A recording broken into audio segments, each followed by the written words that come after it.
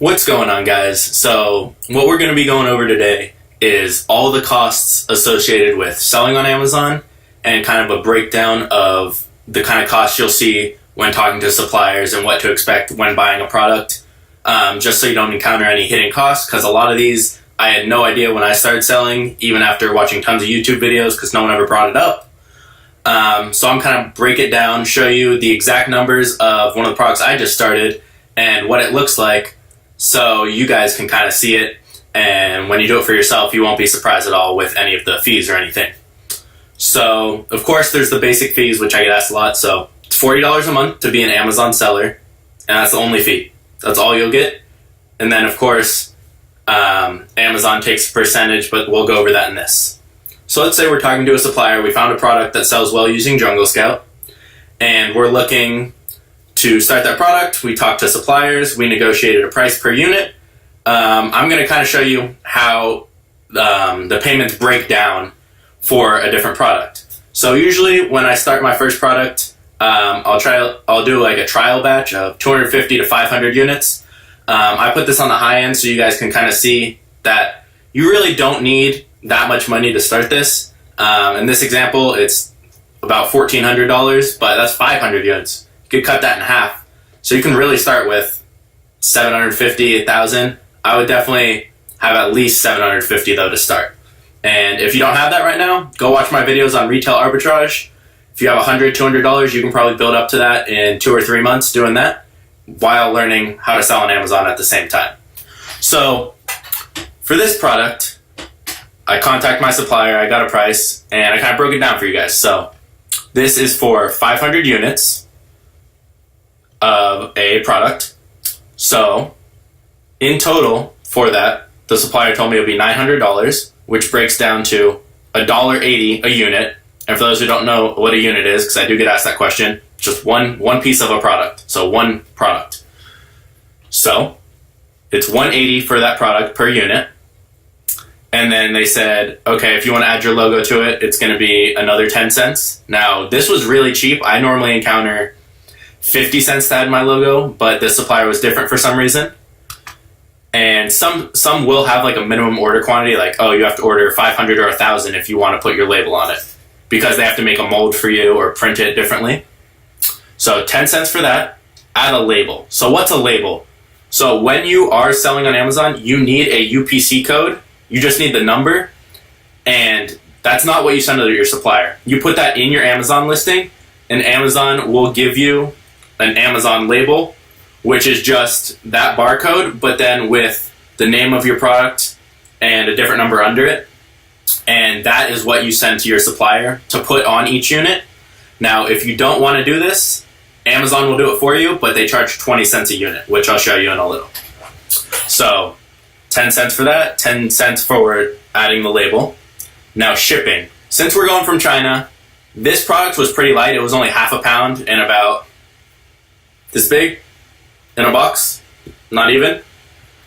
So it was really cheap to ship. Normally, you're looking at probably about the same price per unit. So normally shipping, it turned out to be 61 cents a unit, but normally it would be over $1.50-ish.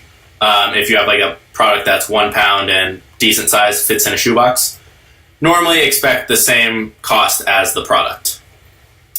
And then I like to use PayPal just because it's easiest. I don't have to go through my bank at all, which internationally they will charge fees, but PayPal does charge a 5% fee, so your supplier will tell you that and make you pay 5% higher, but PayPal's very safe. You can get your money back if you get screwed. I've never been screwed over by a supplier. They've all been great. I've worked with 6 or 7 different ones. So that's not really something I worry about, but I just feel comfortable using PayPal just in case. So that's just part of selling, one of the fees for me. And then I kind of broke it down into the total. So total for 500 units was $1370.25. And my cost per unit, so this number divided by 500, came out to $274.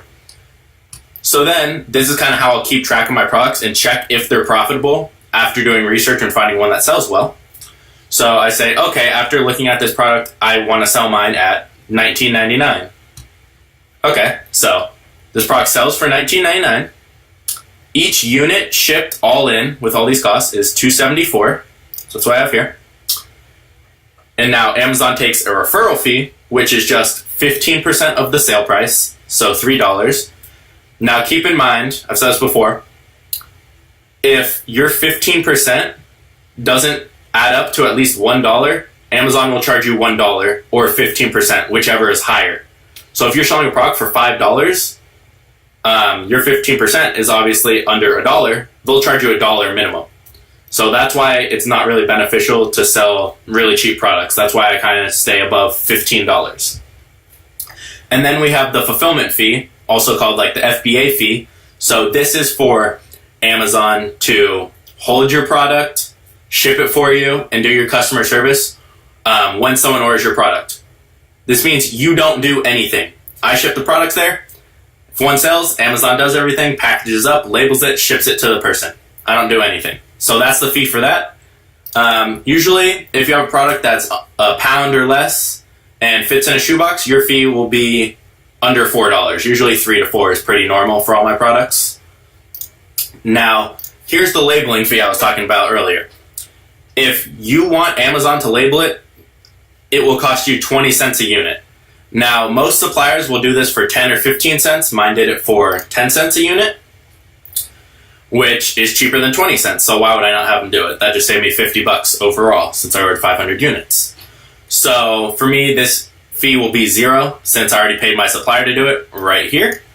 So that's why that's $0, but it would be 20 cents if I did not. Now, storage fee. So just for every product, no matter what, Amazon charges 40 cents to hold it, period. And then if you go past 6 months of that same unit being in there, they'll charge you a long-term storage fee, which depends on the square footage of your product and holding it. But I never get charged that because my units move faster, so I never have one of the same unit in a warehouse for over 6 months. I only like to hold 1 to 2 months of inventory. And then so we just add up all of these right here to get our total cost per unit. If we sell at the price of $19.99, and it comes out to $9.16, which is great. We spend $274 a unit, that's what comes out. After we sell it, these fees come out right here. And then we get a profit of $10.83 a unit. Now that's fantastic for how cheap this product was. This is one of my better products because I can get 1,000 units for $2,500 and make $10 on each of them, so I can get 4 times my money back for only spending $2,500. I'll get $10,000 back if I bought 1,000 units in profit. So this is kind of how it breaks down. These are kind of all the fees you can expect to see, and they'll take it out of your account. Like as soon as your units get in, you do get hit with the storage fee about a week or 2 after they get in, even if you haven't sold any yet. So it's something to be aware of. So for this, it would be $200 for me for storage fees, and I'll get hit right like a week or 2 after the product gets in, and that'll be queued to be taken out of my account or what I get paid the next 2 weeks, because Amazon pays you every 2 weeks, and you can see it on the Amazon seller page, and you can check, be like, okay, these are the fees I'm getting, and just different things, see what you're going to get paid. And I'll probably do a breakdown of that in the next video, how returns work if someone returns it, all the fees Amazon takes out of your seller account, which are pretty much here, but it's nicer to see in form, and how to deal with get them taking money out if you do advertising with them, which again will be a separate video. An in-depth advertising will be in my course. I'll probably do a very basic overview on my YouTube channel, but the course will go through all of this as well. Let me know if you guys have any questions. I've been getting a lot asking about the fees, how much money you need to start. With my course, people want to know like all in what they need. I would say $750 for your product, $497 for my course, which will be out in about a week, and I'd say $80 to have 2 months of Amazon selling at least, because you should be making a profit after a month, so you don't have to worry about that, but I'd have 2 just in case. So what is that? Let's see. So $750 for a product, $497 for my course, and $80 to sell on Amazon. So you're looking right about 11, 12, about $1,300 to start all in, to learn how to do it, to get your first product, and be able to sell on Amazon for a couple months. And then you can reinvest that profit. That's what I did. I started with about $1,500 and just reinvested all the profits I made. And after a couple months, I was able to take money out while still reinvesting some of it. And that's grown to where I am today. So that's going to be all for this video, guys. Let me know if you have any questions or any comments on this. And feel free to send me a message on any of my social medias. And please subscribe.